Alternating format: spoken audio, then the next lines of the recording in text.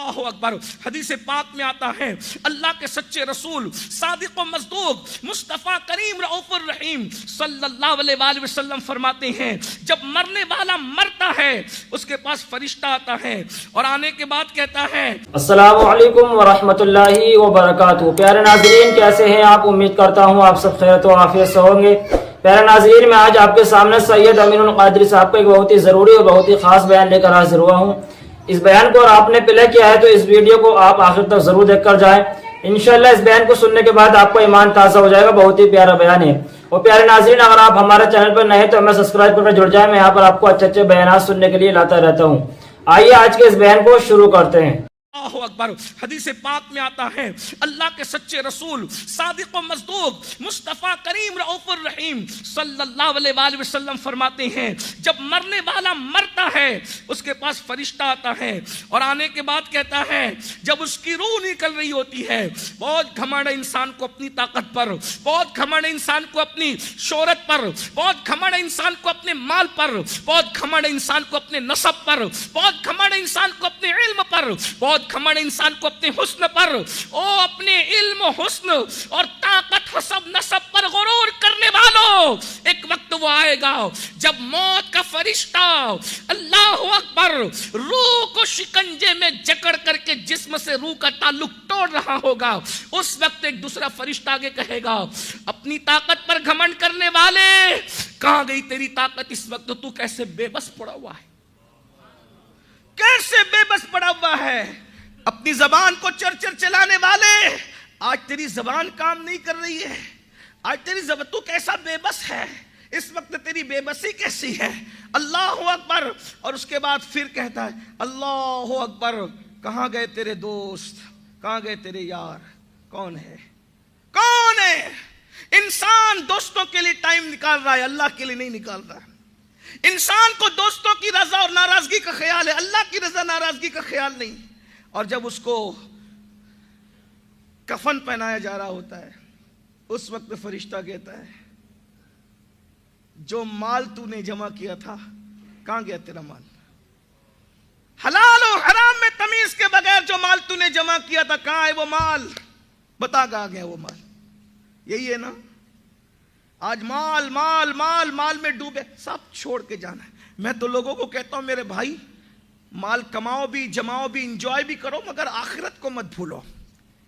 جو مال قبر میں ساتھ نہیں جائے گا اس کو کمانے کے لیے دبئی تک، لندن تک، امریکہ تک انسان آتا اور جاتا ہے، لیکن جو نیکی قبر میں ساتھ جائے گی گھر کا کمرہ چھوڑ کے مسجد تک اس کو حاصل کرنے کے لیے نہیں جاتا۔ ہم سے بڑا بے وقوف کون ہے، نادان کون ہے، بڑا گھمنڈ ہے عقل پر؟ یہ عقل ہے انسان کی؟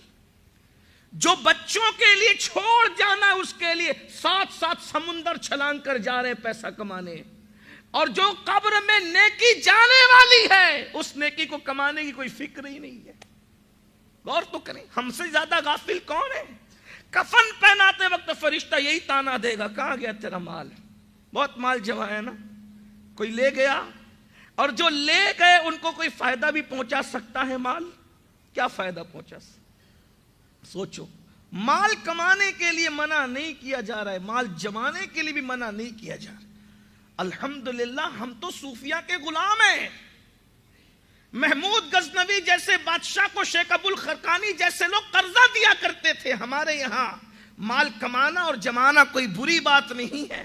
محبوب الہی نظام الدین اولیاء جیسے لوگوں کے یہاں مال کی اتنی فراوانی تھی اخیر عمر کے اندر کہ گھوڑوں کی گردن میں چاندی کی زنجیریں ڈالی جاتی تھی۔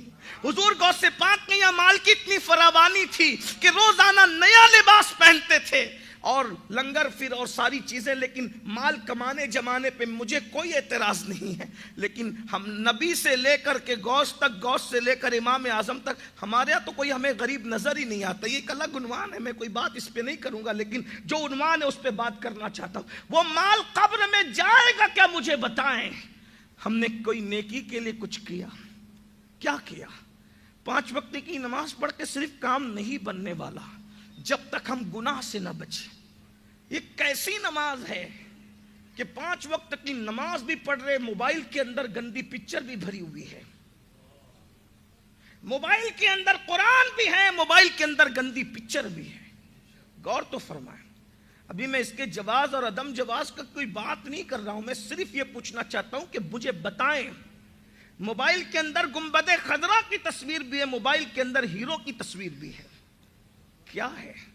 اسلام نیکی کمانے پر جتنا زور نہیں دیتا، اس سے زیادہ گناہ سے بچنے پہ زور دیتا ہے.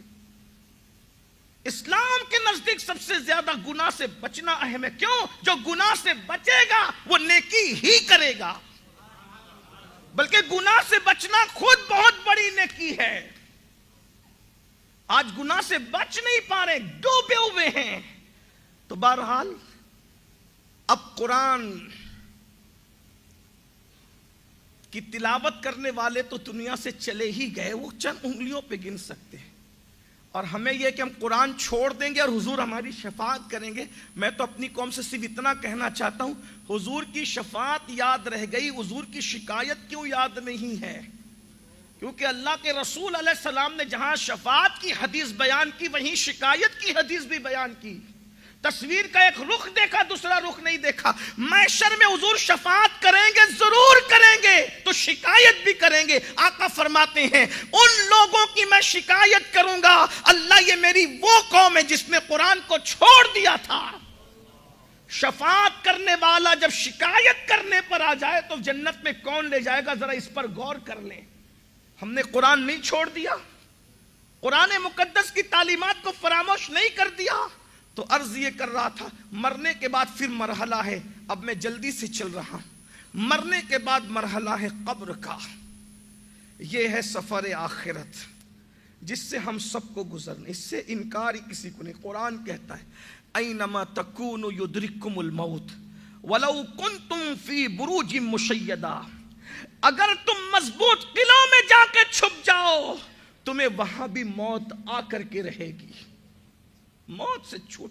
کوئی حضرت یوسف علیہ السلام جیسا خوبصورت ہو تو بھی وہ موت سے نہیں چھوٹ سکتا. کوئی حضرت ایوب جیسا صابر ہو تو بھی موت سے وہ نہیں چھوٹا. کوئی فرعون جیسا طاقتور مالدار ہو وہ بھی موت سے نہیں چھوٹا. کوئی ابراہیم جیسا خلیل ہو، موت کا مزہ وہاں بھی چکھایا گیا. کوئی نمرود جیسا سرکش ہو، موت وہاں بھی آئی. ہم تو یہ کہتے ہیں اللہ اکبر، موت سے بچا کون؟ ایک خالق موت ہے جو حی و قیوم ہے، اس کو موت نہیں آنے والی. وَالدَّيَّانُ لَا يَمُوتُ، خدا کو موت نہیں آنے والی. موت تو وہ ہے کہ موت کو بھی ایک دن موت ہے، ایک دن موت بھی مرے گی. غور فرمائے، موت اس کا نام. موت کو بھی موت سے چھٹکارا نہیں ہے، موت کو بھی موت آئے گی، موت کی بھی موت ہوگی. یہ میرے اللہ کی شان بے نیاز الصمد ہے، وہ حی و قیوم ہے، وہ اس کے سوا کوئی باقی رہنے والا نہیں. کل من علیہا فان ویبقى وجہ ربک ذو الجلال والاکرام. اس کے وجہ کریم کے، اس کی ذات کے سوا کوئی باقی نہیں رہے. سب فنا ہو جائیں گے، سب فنا ہو جائیں گے، کافی وہ، لیکن حشر تک نعت حضرت کا زبانوں پر سخن رہ جائے گا.